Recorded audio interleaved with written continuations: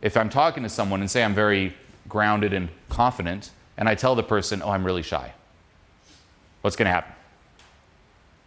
What would you think? Say you just met me and I'm talking like this. I'm like, oh, by the way, I'm really, really shy. Yeah. Subconsciously, you're going to probably become a little more shy. Oh, okay. No, say I'm like, you know what? I'm really shy. I usually don't talk to that many people. I usually don't speak up here on stage like this. Yes. What's the person going to think? Wait a minute. That's not true. Look how confident this person is. They thought it. I didn't say it. So you get them to brag for you. You can write this down. Value is primarily subcommunicated. When it comes to interactions, romantic, friendships, business, networking, you name it, it is primarily subcommunicated. There's a whole world that happens beneath the surface of everything that you say. Behavioral cues are key, and how people react to you. There's also verbal cues, right? You can talk about it. You can overly just say it. If you're talking to someone and you're like, for example, with your example, you're like, oh yeah, and there's this, investment stuff. You can just say that to someone, and that might be valuable, right? But you also don't want to fall into the trap of being a little too try hard when it comes to that. Okay? It's much better to hint at it and be a little bit more subcommunicating and less direct than overly stating it. You can, right? I do. Even if you look at this presentation, right? I'll say, hey, I've been working on this since 2006, working on myself. Since 2010, I've been traveling around the world, literally, over a decade now, traveling around the world. I've coached tens of thousands of people face-to-face. That's, if you think of social skills references, that's key. But guess what? What about coaching references?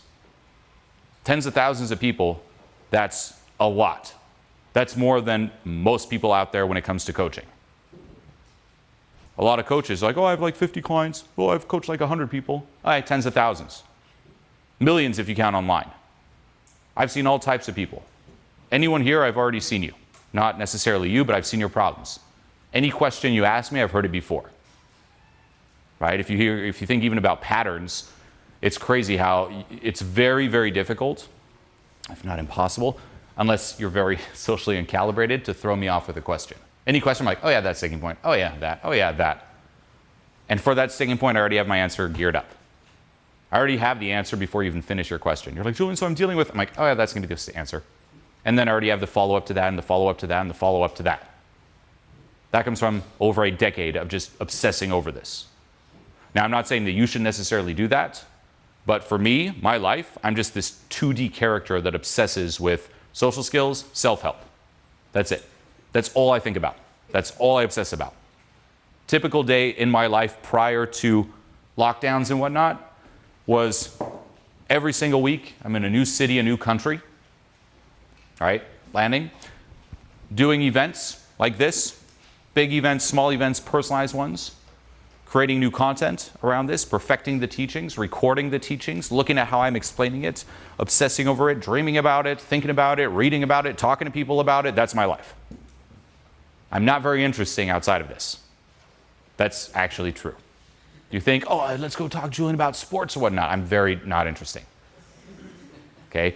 I went the extreme. I'm not saying you should, but definitely learn from it. When it comes to socializing, though, you should do that. Okay? Now notice, just saying that, value. Chances are, even by just saying that, you might be locking in a little bit more now than before. Right? So you hear this too? Value also increases, another key saying, value increases receptivity. The more there's value, the more open you will be to receiving whatever I'm saying. And here I was very direct with it. And it worked. You can overly state it, but you better do it just like I did, in a very just confident, hey, this is what's up type of way. I'm not saying it to seek a reaction. I'm not saying it to be like, so do you all like me now? See what I did? Do you like it? Do you think I'm cooler now? No. It's more like, hey, this is just what's up. This is what I did. So you can do it like that. But if you don't do it like that, it'll actually look very try-hard, and it'll be like someone who's like trying to brag for themselves a little too much. Okay? So that's the direct way. You can also, though, subcommunicate it through and get creative here where, for example, instead of me, I could say, hey, you know what? I have this program and it just produces amazing results. I can do that. Or here's what else I can do. I could be like, hey, who else did this program? Can you share your experience? And then someone else is sharing their experience, and guess what? Accomplishes the same thing without me doing it or saying it. Right? So you can do that. This is a lot more nuanced but situational too, where it's like, say, going back to, and we'll talk also about just social intelligence, but like say you know a person, it's like what has value to them? And there's a lot of information that will give you this, right? It's like, okay, who's this person? What do they do? Background, general feel. Also looking at what you're saying in the moment. You'll see them light up at times. You should be able to read that, by the way. Not if you're reading it too much in your mind, you'll get stuck in your head, but say you talk to someone for 2 minutes, you should already get a grasp of what turns them on. And you'll see it in their eyes. They light up. Whoop. Interested, a little bit less. Interested, a little bit less. Oh, based upon that, what's their currency? What are they into? Okay. Even at an event like this, some of you might really be into this. Some of you might be more into it if suddenly I start talking, which I will, a bit more of the spiritual side. You're like, oh, that's my currency. Oh, the social skills is my currency. Oh, the money is my currency. Right? So you should get a read for that. But then knowing that about the person, knowing what their currency is, there's certain things you can say that subcommunicate that you get it and that you're on the in. It's like in lines. Right? So if someone, for example, is really into travel, if you say something that only someone who would have traveled a lot would say, boom, now that's value. Visual cues, same thing. Right? So for example, in the old school like dating world, there was this thing called peacocking, right? So wearing something that stands out a little bit and just being comfortable with it. What does that subcommunicate? Wow, this person's really confident that they don't just adapt to the norm of the environment. You can also take that too far though, where you just are too unrelatable and it just doesn't click, right?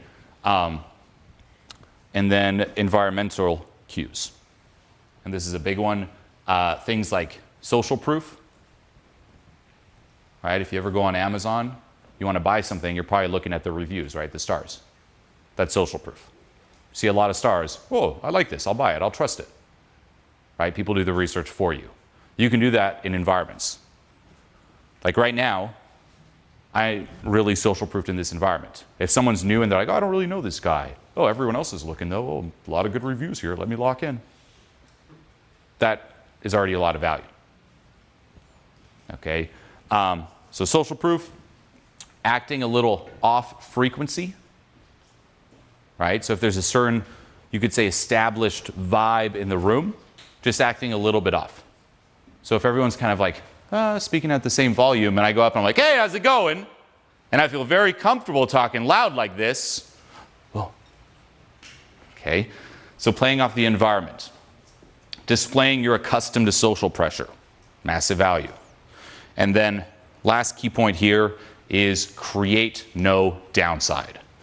In today's world, social intelligence is just gone to the point where if you just don't shoot yourself in the foot, you're good. That's now a form of value. For real. Right? Like, you don't even have to be like, hey, here's all this value and offering value. Simply just don't take. Don't do anything creepy. Don't do anything cringy. Don't take. Be like no downside around this, and you're good. The bar is very, very low, and it's getting lower, which is actually concerning. But going deeper, what are your features and benefits? What do you have going for you? And how would that benefit others? And I would highly suggest making a list. The longer the list, the better. Right? Everyone knows what they want to get out of a situation or a relationship or an interaction, but you better know what someone else is getting out of you. It's like, I want this, I want this, I want this from that person. Okay, what are they getting? Where's the exchange? Because trust me, assuming you're a good person, if you aren't sure of the value that they're getting out of it, you will self-sabotage like crazy because you know that they're getting the raw end of the deal. So you should know. Why would someone want to talk to you? Why would someone be attracted to you in all instances? What are they getting out of it? And not just the feature side of things, but you better be clear on how they benefit from it. You might have a lot of features that actually would help people, but if you aren't sure and they aren't sure about how, that's not going to be valuable in their eyes. This is key. Okay, here's even a more macro example. Say we take what I teach, letting go. All right? Letting go of limiting beliefs, patterns that run us, processing past trauma. All of that, that's a feature. That's not a benefit. It'll help all of you, but I can guarantee a lot of you don't really know exactly how, or you might know a little bit. So feature is the thing. Benefit is ask yourself, if you're telling that to a person, here's the feature about me, and they ask you, why do I care? How do you explain it? And also notice how a lot of teaching is explaining to you exactly how you will benefit from letting go. If someone just comes up, hey, meditation, everyone likes meditation, you're like, okay, that's cool, but why do I care? Oh, it'll do this, which will help you here. Okay, good. So make a list. See if you can, by tomorrow, fill out a list of 50 features and benefits. If that's hard, then that is also a huge sign of where you view yourself in terms of your status and what you have to offer. If you can't fill out a list of 50 things, why would anyone want to be with you or talk to you or network with you or be your friend? And why would you want them to get that raw end of the deal? If you're that low and pathetic in your mind, self-sabotage will be rampant. Yes? Can you give an example? Well, tell me, what you got? Say we were talking in a setting, why would I want to talk to you? Well, I have like technical things that I can explain that will be Why do I care? Financially beneficial for you, like long term, 5 years, 10 years from now, if you're interested in that. Okay. What else? I like that. So you can write that down, right? Okay. Financial knowledge helps people make more money. What else? Like edge technologies, like things that people don't usually track on, but I'm like deep into different things that like. What are all these things?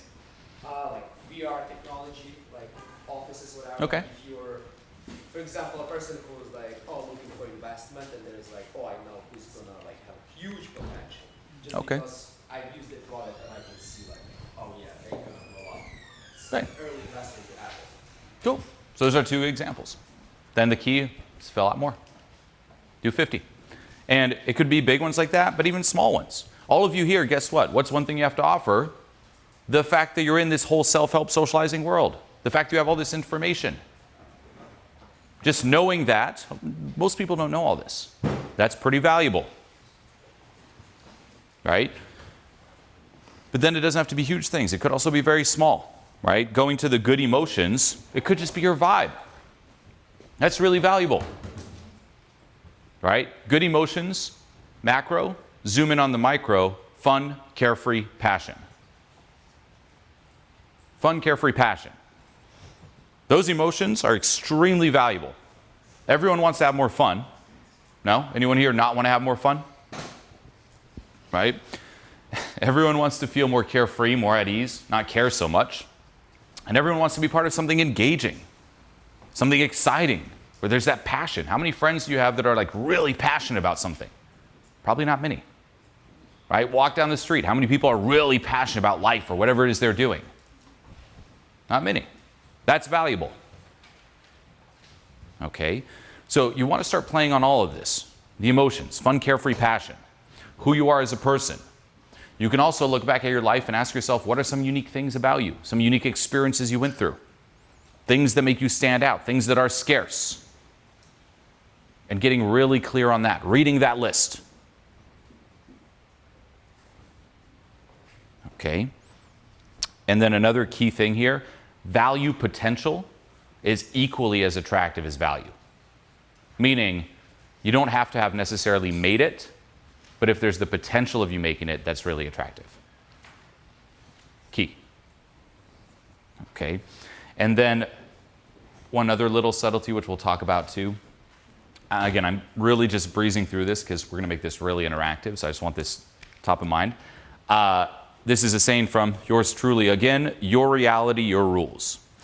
So when you hear all this, yes, get clear on the value you have to offer, But then it's not necessarily about always playing up to society's value or another person's value and then being this people pleaser type of person. Right? If you have a very strong reality, you can set certain standards. If you find something valuable, if that reality is strong, the belief in it is strong, people will also buy into that.